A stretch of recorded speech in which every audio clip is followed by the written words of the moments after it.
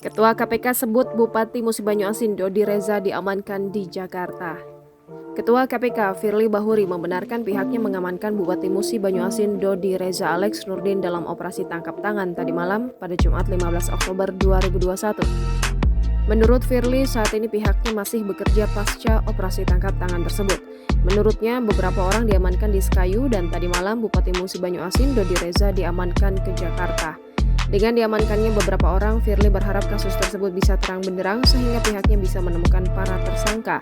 Komisi Pemberantasan Korupsi menangkap Bupati Musi Banyuasin Dodi Reza Alex Nurdin pada operasi tangkap tangan tadi malam Jumat 15 Oktober 2021. Hal ini disampaikan oleh Wakil Ketua KPK Nurul Gufron.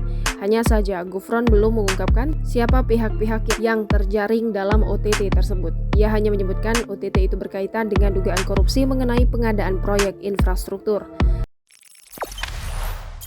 Jangan lupa subscribe, share, komen, dan like ya.